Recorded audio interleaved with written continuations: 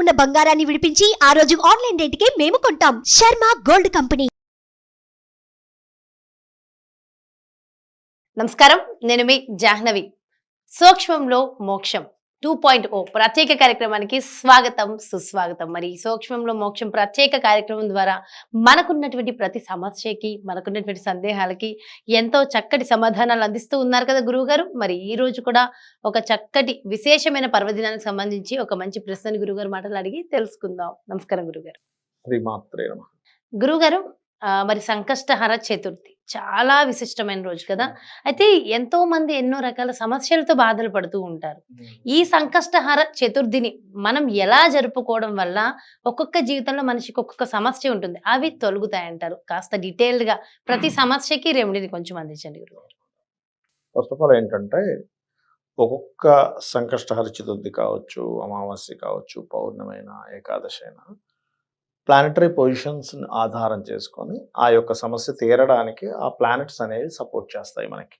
ఈ సంకటహర చతుర్థి దేనికి సపోర్ట్ చేస్తుంది అంటే, ఎవరైతే విదేశాలకు వెళ్ళాలని ప్రయత్నం చేస్తూ ఉంటారు, ఎన్నో ప్రయత్నాలు చేస్తుంటారు, ఈ దగ్గర దాకా వెళ్ళి వెనక్కి వచ్చానండి, ఎందుకు రిజెక్ట్ చేశారు కూడా తెలియట్లేదు, వెరీ వర్రీడ్ అంటూ ఉంటారు. అన్ని క్వాలిటీస్ ఉన్నాయి, అన్ని క్వాలిఫికేషన్స్ ఉన్నాయి, నాకు ఎందుకు వెళ్ళట్లేదని బాధపడుతూ ఉంటారు. దానికి కారణం ఏమిటంటే, ఫస్ట్ ఆఫ్ ఆల్ వాళ్ళ జన్మజాతకంలో విదేశాలకు వెళ్ళేటువంటి యోగం పూర్తిగా బలంగా ఉండదు. అలాంటప్పుడు వాళ్ళు బలాన్ని పెంచుకోవాలి. అయితే ఈ సంకటహర చతుర్థికి మీరు కనుక ప్లానటరీ పొజిషన్స్ కనుక చూసుకున్నట్లయితే, రవి ఓన్ హౌస్లో ఉంటున్నాడు, ఆత్మకారకుడు సింహరాశిలో ఉంటూ మనకి చతుర్థి జరిగినప్పుడు పర్టికులర్గా ఈ రవిచంద్రుల డిస్టెన్స్ని బట్టే మనం, అంటే వీటికి ఉన్నటువంటి ఎంత దూరంలో ఉన్నాయి, ఏ గ్రహం అంటే రవి ఎంత దూరంలో ఉంది, చంద్రుడు ఎంత దూరంలో ఉంది బట్టే తిథులు మనకి లెక్క కడుతూ ఉంటాం. ఆ రకంగా రవి ఓన్ హౌస్ అంటే తన స్వక్షేత్రంలో సింహరాశిలో ఉన్నప్పుడు ఈ చంద్రుడు మేషంలో గురు చండాల యోగంలో ఉన్నాడు. గురు చండాల యోగం అంటే ఒకప్పుడు దేశదెమ్మరిగా తిరిగేవాడు మనిషి, ఇప్పుడు అలా కాదు. గురు చండాల యోగంలో ఉన్నాడు అంటే ఇతను విదేశాలకు వెళ్తాడని అర్థం. మనకి ఏదైతే సంకటములు హరింపజేసే ఆనందాన్ని ఇచ్చేటువంటి భగవత్ స్వరూపం గణపతి. అందుకే మనం ఏ పూజ అయినా చేసేటప్పుడు ముందుగా గణపతిని తలుచుకుంటాం.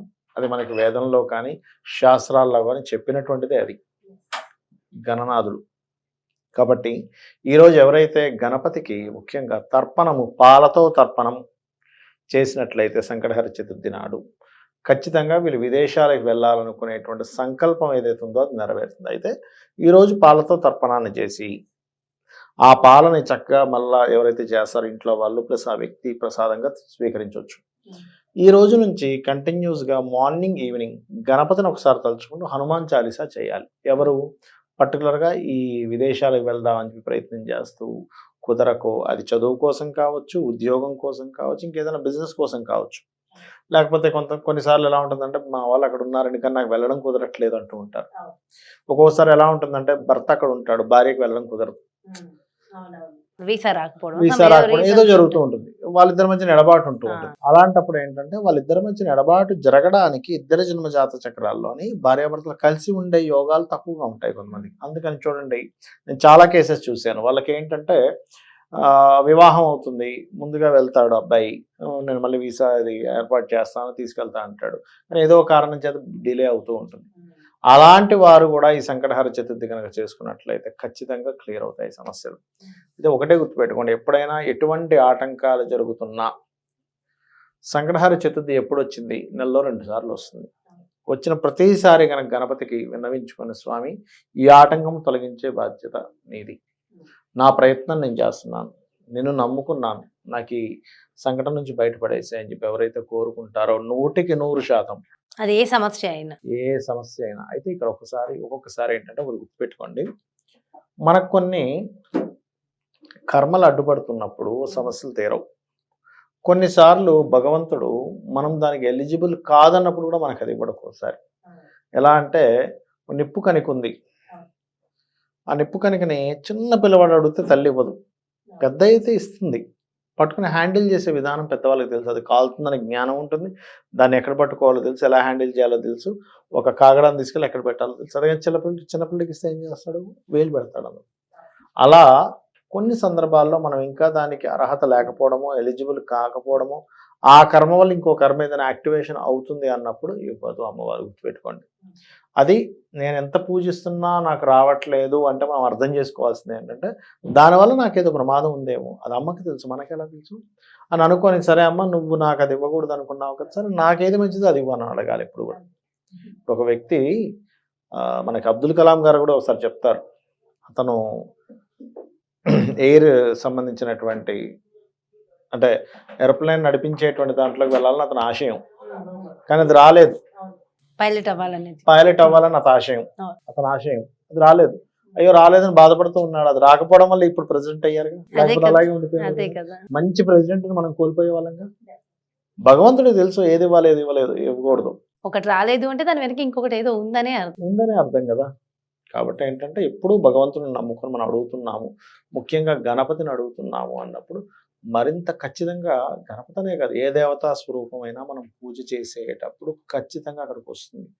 అయితే ఈ గణపతి విషయంలో ఏంటంటే పర్టికులర్గా పసుపుతో చేసిన గణపతిని ప్రార్థిస్తే ఈ సంకటహర చతుర్థికి పసుపు గంధము కలిపినటువంటి పదార్థాన్ని గణపతిగా తయారు చేసి పసుపు గంధము కుంకుమలతో అర్చించినట్లయితే మనకి గురుబలం పెరగడం, ఎవరికైనా సంతానం లేదు సంతానం కలుగుతుంది, విదేశాలకు వెళ్ళాలనుకునేటువంటి వారికి విదేశాలకు వెళ్ళడం జరుగుతుంది. ఆటంకాలు కొంతమందికి చూడండి గురుబలం లేదండి అందుకే ఆటంకాలు జరుగుతున్నాయి అంటూ ఉంటారు. ఆ ఆటంకాలన్నీ కూడా చాలా సునాయాసంగా అలా చేత్తో తీసి పక్కన పెట్టినట్టుగా అవుతుంది. అయితే ఇక్కడ ఏంటంటే ఒకటి గుర్తుపెట్టుకోండి, పూజలో ఎక్కడ మిస్టేక్ జరుగుతుంది అంటే మనకున్న సమస్యలకి ఇలా పూజ చేస్తే మన ఆలోచన ఎక్కడికో వెళ్ళిపోతుంది. నేను ఒకటే చెప్తాను, మీ ఆలోచన అక్కడ కూర్చున్నప్పుడు ఎక్కడికైనా వెళ్ళినా మీ సమస్యలు తీరదు అక్కడ. పూజ చేసిన ఫలితం ఉండదు. ఎందుకంటే మీరు పూజ చేసినప్పుడు పూజ మీదే కనుక మీరు కాన్సన్ట్రేషన్ చేసి ఆ 20 నిమిషాలు అరగంట 10 నిమిషాల్లో పూజ అయిపోతుంది అనుకోండి, ఒక అరగంట అయిపోతుంది అనుకోండి, ఆ అరగంట ఏమీ నేను మైండ్లో పెట్టుకుని నేను పూజ మీద మాత్రమే కాన్సన్ట్రేషన్ చేస్తాను అనుకుంటూ దాని తర్వాత చేసే ప్రతి పని కూడా ఈశ్వరార్పణంగా ఎవరైతే చేస్తారో ఖచ్చితంగా ఆ పని సక్సెస్ అవుతుంది. అయితే అది ఏ సమస్య అయినా సరే మనం ఆ రోజు చేసుకునే పూజ వల్ల దానికి ఫలితం ఉంటుంది. పర్టికులర్గా సంకటహర చతుర్థి క్లియర్ చేస్తుంది సమస్యని. ఒకవేళ ఇంట్లో పూజ చేయలేరు, ఆలయ దర్శనం కూడా మంచిదేనంటారు.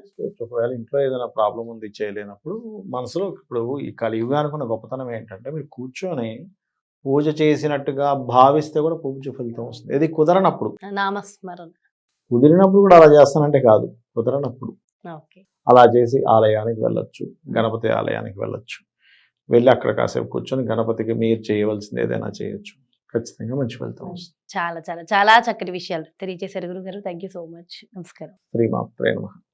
సో చూసారు కదండి, మరి సూక్ష్మంలో మోక్షం 2.0లో నిజంగా సరికొత్త విషయాలు అంటే చాలా మంచి మంచి విషయాలు మనందరికీ తెలుసుకోవాల్సినవి. ముఖ్యంగా పూజ చేయడం వల్ల ఎక్కడ ఒక చిన్న పాయింట్స్ ఉన్నాయి, ఆ పాయింట్ని మనం పట్టుకుంటే నిజంగా మనం అనుకున్న సమస్యల నుంచి దూరంగా వెళ్ళి చక్కటి ఆనందాలని మన జీవితంలోకి తెచ్చుకోవచ్చు.